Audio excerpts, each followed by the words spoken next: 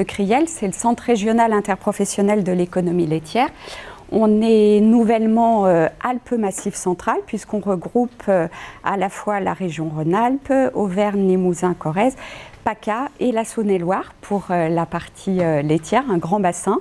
Et puis, donc il faut savoir qu'on a aussi 3 collèges qui siègent au sein du CRIEL, avec un collège producteur, un collège des transformateurs privés et un collège des coopératives.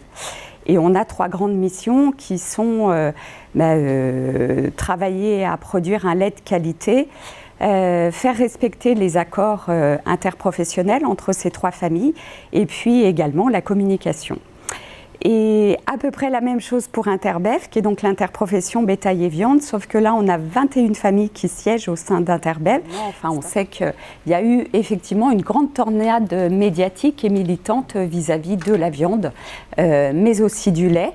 Tout le monde s'empare du sujet, à la fois ceux qui ont un peu de caution derrière, qui serait logique qu'ils s'en emparent, effectivement des 60 millions de consommateurs ou du plus grand public, mais même les inrecuptibles ont une idée sur le fait que manger de la viande tue également. Donc là, c'est un sujet qui est apparu, enfin pour revenir un petit peu sur l'historique, c'est quand même un sujet qui est apparu au début du 19e. On a remis déjà en cause, enfin on se posait la question de consommer peut-être autrement.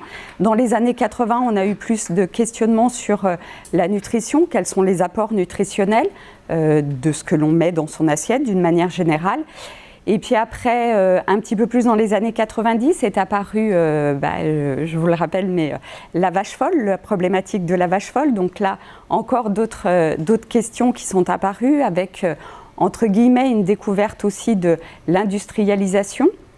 Et puis, sont apparus plus récemment, maintenant, les années 2000, des questionnements sur tous les sujets environnementaux et encore plus récemment, les sujets bien-être animal. Donc, effectivement, les questions évoluent, les consommateurs se posent de vraies questions.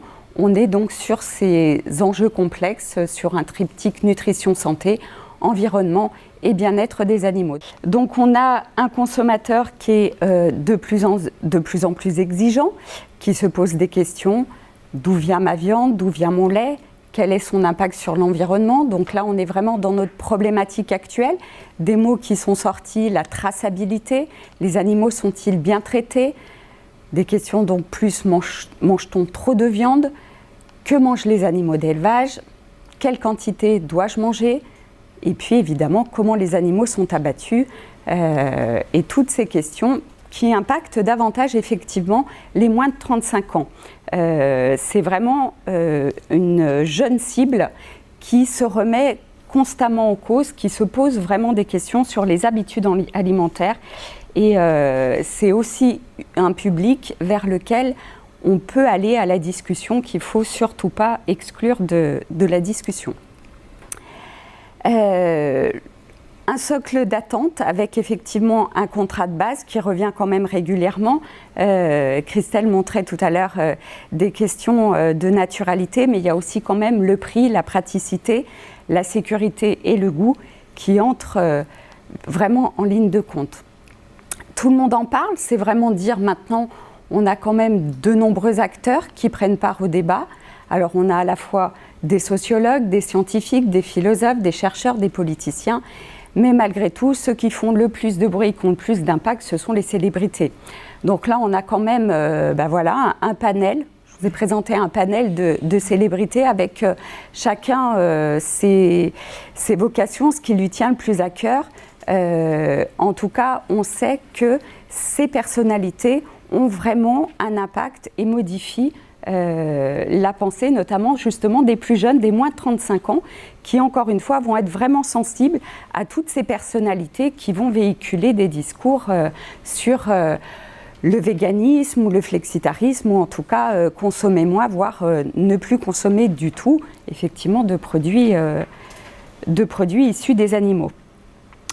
On a malgré tout, pour contrebalancer tout ça, une image de l'élevage aujourd'hui pour les consommateurs français qui conserve quand même une bonne image. avec, oui, le consommateur a conscience que le monde agricole est quand même en mutation, que les agriculteurs ont aussi le droit de se moderniser. Ça fait partie du nouveau monde quand même. Mais par rapport à l'image, c'est quand même un milieu qui a conservé de l'authenticité, avec des éleveurs qui ont la passion du métier et des animaux pour la partie élevage. Malgré tout, l'image de l'élevage s'érode. On était effectivement en 2010 avec des Français, pour 68% des Français, qui avaient vraiment une image positive de l'élevage, et on voit qu'on perd quand même 10 points en 7 ans, avec 57% des Français qui sont maintenant sensibles à cette image et qui sont en tout cas un petit peu déçus, et également 57% des Français qui déclarent mal connaître la façon dont les animaux d'élevage sont élevés en France. Donc effectivement, on a des discours qui sont contrebalancés, à la fois L214 qui alimente des images chocs, et puis l'agriculture, des organismes qui commencent à s'emparer quand même de la communication, ouvrir leurs portes et présenter les réalités du milieu. Donc les pratiques de l'élevage intéressent, posent des questions, et donc il faut vraiment travailler à la communication de ces pratiques. Donc nous, la filière élevage et viande et la filière laitière se sont emparés de tout ça, et on essaye d'adopter une posture d'écoute et d'ouverture, avec environ 2% de véganes, végétariens, végétaliens. Donc nous, justement, on se dit, oui, il y a 2% qui ne consomment plus de viande, de produits issus des animaux, mais en tout cas, il y en a quand même 98% qui en consomment de manière plus ou moins occasionnelle au quotidien. Et on va plutôt dialoguer avec ces personnes-là qui consomment encore de la viande et des produits laitiers. On va encore une fois parler aux consommateurs, aux citoyens au sens large, sans se focaliser sur les Antilles. On l'a vu avec les abolitionnistes, on n'arrive pas à dialoguer, on n'arrive pas à échanger et à présenter nos pratiques et à faire évoluer les mentalités. Donc on va plutôt parler aux autres qui sont prêts à entendre, à écouter et à évoluer aussi dans leur mode de pensée. Donc on va surtout parler des métiers et des pratiques des filières, sans pour autant se focaliser véritablement sur un sujet polémique. On va essayer de tout englober et de tout présenter, sans cacher justement. On sait que face à des questions, rouvrir la réponse sur ses propres pratiques, c'est quand même ce qu'il y a de plus intéressant. On va essayer, encore une fois, d'avoir un discours positif, véritablement porter les vérités, en affirmant nos savoir-faire, le savoir-faire de tous les maillons de la filière, puisqu'on parle de l'élevage, mais on a du coup derrière quand même toute la transformation puis la distribution. Donc tous les maillons de la filière sont invités à porter leurs valeurs. Et ça, c'est vraiment là-dessus qu'on insiste, c'est vraiment l'affaire de chacun, de prendre en compte cette communication et porter ses valeurs. Évidemment, les interpros s'engagent à condamner les mauvaises pratiques. Quand on a vu les images, par exemple, qui ont été montrées par la L214, Interbev s'est porté partie civile à condamner ces pratiques. C'est la moindre des choses.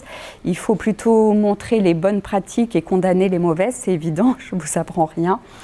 Et puis vraiment, encore une fois, c'est sortir du flou, assumer nos faiblesses. Il y a des travaux qui sont engagés, des travaux de R&D pour améliorer les pratiques. Et ça, il faut véritablement le faire savoir et dire qu'on n'est pas bon tout le temps, mais qu'on travaille à l'être en tout cas un maximum. En bref, donc effectivement, on a beaucoup d'atouts et d'arguments positifs à partager, notamment par rapport à l'élevage. Donc des travaux de R&D pour nous aider à progresser et quantifier nos atouts. Et puis vraiment une volonté d'ouvrir le dialogue avec des alliés qui peuvent être des ONG, qui peuvent être vos voisins, qui peuvent être des consommateurs au quotidien qu'on va rencontrer et essayer d'argumenter avec eux. Et encore une fois, on insiste sur le fait que chacun peut et doit participer à son niveau. C'est d'où l'élargissement de la communication que chacun peut s'approprier et doit s'approprier pour qu'on soit tous ensemble plus forts.